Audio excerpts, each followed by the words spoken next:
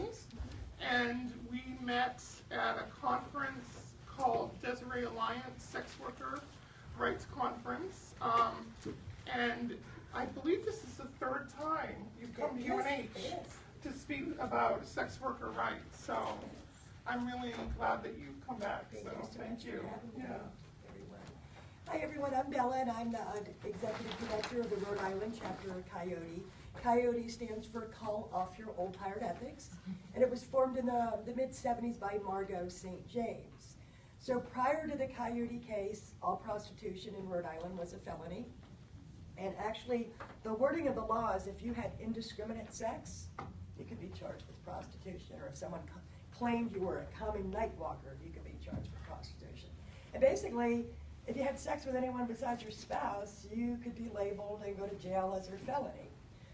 So the Coyote case, there are two complaints. Was right did the state have to do in the sex lives of adults in private, and two, that they were only arresting the women. So the case was dismissed as moot, but it came back as a compromise. I believe the politicians were worried that the judge might rule it all unconstitutional. And they came up with a compromise that public would be a misdemeanor, and it kind of left the loophole for indoor sex work. And no one even noticed it really for about 30 years. They did have to pay Coyote's attorney's fees because the courts realized that they did effectively change the legislation. So I've been a sex worker for 32 years, over 32 years. And in 2008, I had gotten out of the business for about 10 years. I became a normal mom, and was a nanny, a PCS worker with old people. And in 2005, I lost my job. And in 2006, I lost my home, and my daughter was getting ready to start high school. And I thought, I guess I'm going to be an escort again. Who thought I'd be doing it at this age? But so I had a big learning curve because back in the day, we either worked the streets or you worked out of the yellow pages. There was no internet. And I'm looking, everyone's doing Craigslist ads. I'm like, well, I was living in Jersey then. Well, there's 300 ads, so I really didn't know what I was doing. But to make a long story short, I had a New Jersey SWAT team kicking my door with a ram without a warrant, waving guns around. Me and my girlfriend, we were both in our mid-40s at the time. We're in lingerie, and they're waving guns around. We know what's going on. And I haven't been more traumatized in my life. And to give you a little background, I was a drug addict for years. Everyone in Florida was, pretty much. I did 5 years in prison because I was civilly disobedient and a whore, and never did anything violent, no domestic, anything like that. So this was really traumatic when they came in. So their idea of rescuing me was me doing 90 days in jail. And the week I got out, I got a letter that said if I didn't pay $3,720 by Friday, I had to go to court and talk to this judge. So I get in front of the judge, and I'm like, Your Honor, there's no way I can pay this. I mean, I could pay you $25 today. I don't have a job. I don't even have an ID. I just got out of jail. I'm a single mom. And he looked at me and he did the math. He said, you're going to pay $310 a month for 12 months, or I'm going to issue a warrant for yours. So that judge knew darn well that I was going to have to go do some sex work to pay that fine. Does anyone know of anyone that can pay $310 a month over your bills? Even if you're not in college. I mean, even some of your parents probably couldn't do it, right? It's a lot of money. But I was a good little girl, so I went to Rhode Island and I paid off that fine. So when I found out about Rhode Island, I felt really stupid. So one of my clients was like, let's decriminalize. You should just go, why didn't you go to Rhode Island? And I was like, I'm not going to be this dumb. Prior to 2009, I had no clue there were sex worker rights organizations.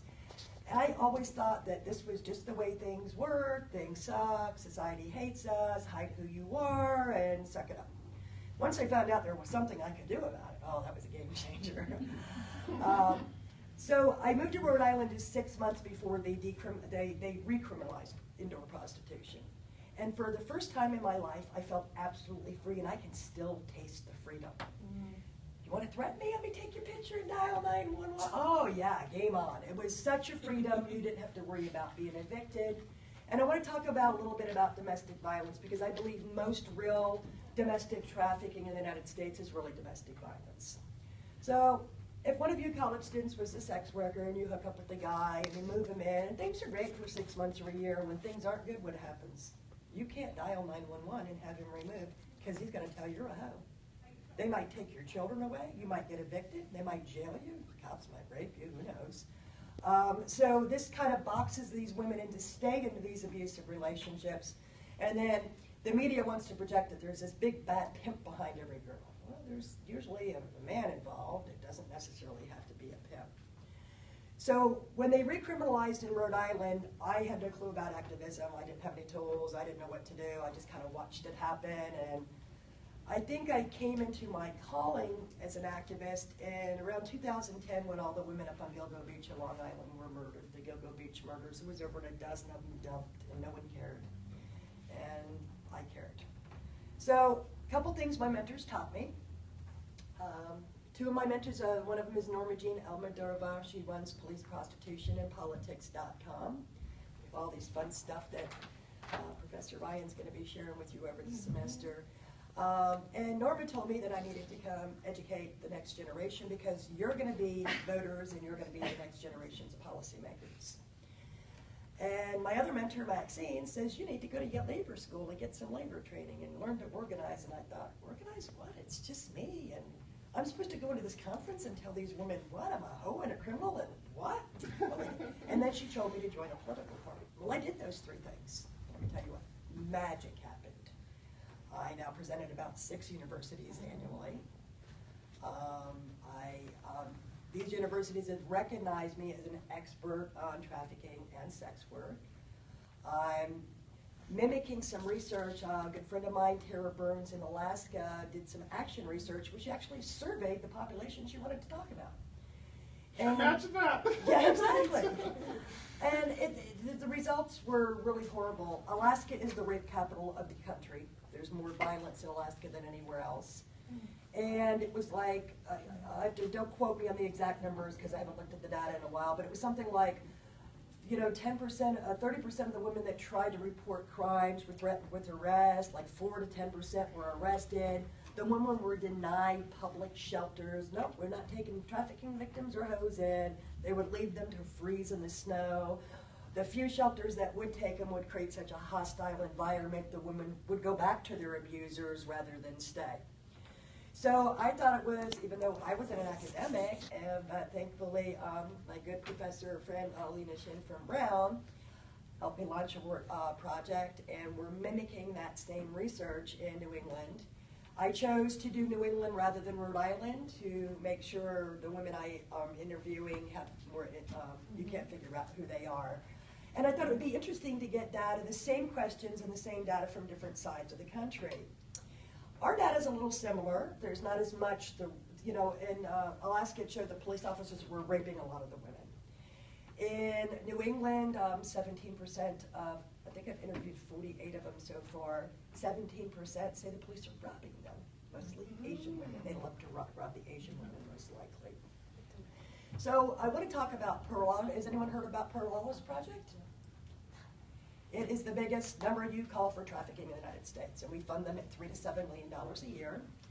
And that came out of Brown University with Kathleen Chong, and I actually got to go to her alumni dinner a couple years ago and got to confront her. And they're the ones that like to tell you the average age of entry is 13 or 14, and there's 300,000 American kids being sold into sex slavery right now in your backyard. And come on, you're not hysterical. Why aren't they reacting? And what we know, Norma Jean, who does police prostitution and politics, was an LAPD cop for 10 years, turned call girl. So she knows how to go into the FBI and DOJ websites, and she explains it all on her website. She's pulled every prostitution and disorderly conduct arrest in 30 years. And what we see is only 1.8% of them involved any minors. And in the 80s or 90s, they were arresting more teenagers for prostitution, and then in more recent years. So how is it increasing? So what they've done is we have a new name for an old problem. The old problem is runaway tits, throwaway kids, and the new framing of that is sex trafficking. And I used to be one of those throwaway kids. I grew up in foster homes in Florida. My mother was a schizophrenic alcoholic, and the state of Florida allowed her to sign and let me marry a 41-year-old man just 2 weeks after I turned 17. Even though she didn't have custody of me, I don't know. Someone thought that might have been a good idea back then, but obviously it didn't turn out. So I want to talk a little bit about the trafficking narrative. The trafficking narrative actually came out of a think tank. And the think tank says you have to create awareness. You have to create awareness. I proved to some students one day, and this would be a good exercise to do sometimes. You just run around the campus or the mall and you just walk up to people and say, tell me everything you know about human trafficking. You'll find out maybe one doesn't know. Almost everyone thinks it only has to do with sex. And only maybe one person will know about any other kind of labor abuse in the world. And part of the damage of reframing this as sex trafficking, taking away from human trafficking, is we're ignoring the, I would say 80 to 90% of real trafficking happens outside the sex labor. No one cares about the people picking strawberries for $1 an hour on the H-2 visas. Usually we let 60,000 of them come. This year we're letting 240,000 of them come. And no one cares about the fishermen. No one cares about when children are raped. We actually know that 96% of sexual abuse on children happens by someone the child knows, not a backpage. We have a website on Norma's site, Police Prostitution Politics. We have over 700 U.S. cops that have not been accused. They've been convicted of sexually assaulting children. They get probation, 3 years. Sometimes they don't have to register sex offenders. These are chiefs, lieutenants. They're not just teenagers. Some of them are small children. They're predators that walk among us, and they have impunity to attack homeless people, sex workers, children. And then some of the stigmatizing things we're going to hear is, all these victims were sexually abused as children. You've heard this, right? Well, I personally wasn't, but I always compare it to Walmart. How many Walmart workers were sexually abused? Right? Does that have to do with anything about them working at Walmart? Probably not. So it's framed this way. So at a recent training, we have an organization called Day One Rhode Island that's heavily funded to do trauma, and they actually, all they do is dump kids in foster homes. And we just found out that Rhode Island has 329 unlicensed foster homes, and like over 100 of them have been unlicensed illegally for 6 months. And then they even admit, all the NGOs will tell you, if you call, anyone ever try to find anyone like a homeless person or a friend, a place to stay by calling 211, it connects you to all the local shelters and resources, which no one really has much, but it's the whole list. You can get the list without getting arrested. And when you call all these places, no one's got a bed and a blanket or a sandwich for a teenage victim or an adult victim, and I'm like, but you're advocating to go find more victims, and you ain't got nothing? That's really an irresponsible response. So I took an online trafficking course out of Ohio University a couple years ago. You can take trafficking from your couch at home. And immediately the professor was like, she showed some really gross thing about, you know, some Mexican woman in a bar that was doing a donkey or some, and this is what sex trafficking looked like. This is the norm. No, it's not the norm. It was the weirdest thing in the world. But these women were, these people in this group were like, it was a forum and we were chit-chat, and they're like, we want to go on raids and be first responders to the raids. And I said, first responders with what? You don't even have a blanket and a sandwich. I mean, really? So in Rhode Island, there was one organization that told the public that we should train the mailmen to identify residential brothels and snitch on people. And I'm like, okay, you're going to get these women charged with trafficking each other, pandering, promoting. These are all felonies if they work together to stay safe. And again, you don't have a bed, a blanket, or a sandwich. How does this make sense? So some of the things that we've learned to stigmatize, one of the things Peralez Project does is they consult Homeland Security and the government with policies of what's the best way to stop the trafficking other than creating awareness.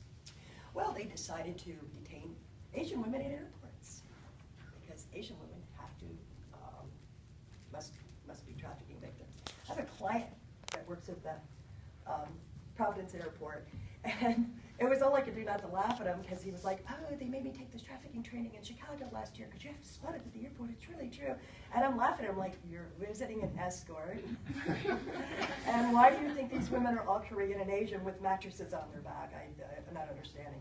But the really funny one is they're training hotel staff to check the garbage for how many condoms, and do you have more than one cell phone, and do you not use the do not disturb sign, you don't want the maid in the room, you restock the minibar. These are all signs of trafficking. And then I wonder if they're really promoting the hotel staff to go through our drawers and our luggage when we're down at breakfast. I mean, how would they know how many electronic devices I have and how many condoms? I don't know about you, I put things in drawers when I'm in a hotel. This doesn't help anyone. This doesn't rescue any victims. Now I want to talk about the youth for a minute. There's a lot of youth that are in the sex trade because of survival sex. And I think we can all agree, youth don't belong in the sex trade. But I think there's a better approach. So these people in Rhode Island were doing this thing where, first of all, they take the kid to Hillsborough Hospital because if you do sex work, you've been raped. Everyone's been raped. And they get a health check. And if they think the teen's going to run away, they lock them down on suicide watch. I'm pretty sure that's illegal, and our tax dollars are paying for that.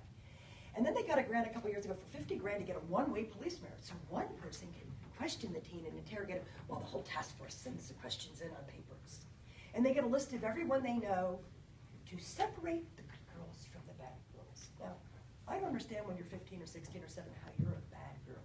We don't separate people in drug rehab, prison, but oh no, we have to keep these teens. So what I'm seeing, we've seen all these safe harbor laws. We're not going to charge them with prostitution, and we're going to expunge their records, and we're going to help these kids.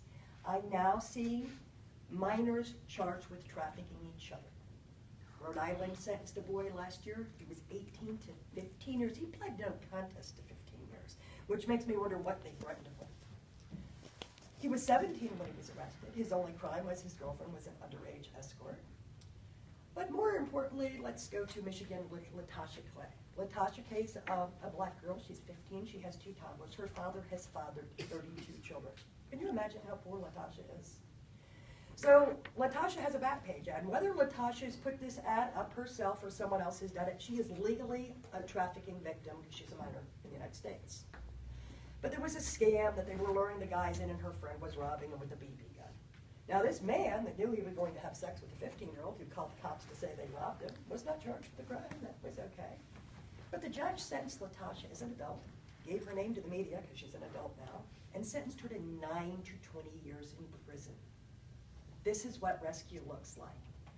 Another thing they will do with End the Demand is they like to go to poor neighborhoods. So recently in Rhode Island, the last 2 or 3 times these stings have been done in Cranston, which is a poor neighborhood because they're not going to do End the Demand on Federal Hill. The politicians are right.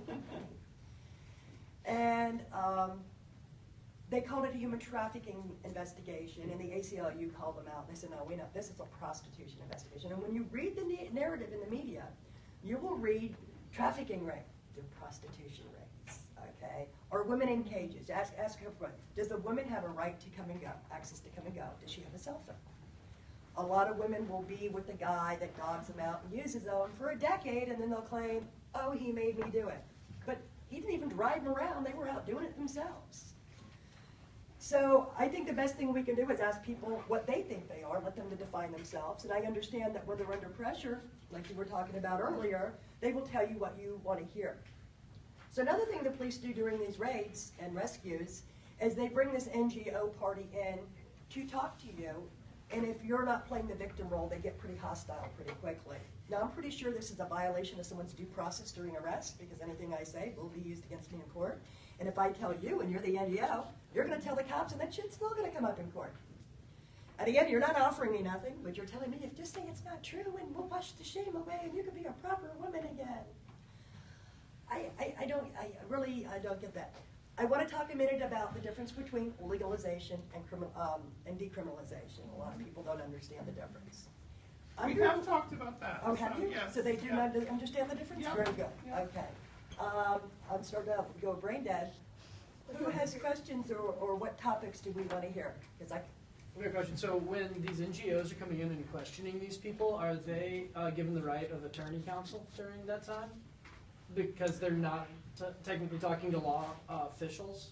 Well, I think they probably read them their rights first, but I'll give you an example of what happened in Arizona. It was called Bethany Church Project, what was it? Project Rose. And what happened, there was this church that actually the prosecutor had an office in the church. So they would go out and do the stings, and they weren't just street stings, they were escorting.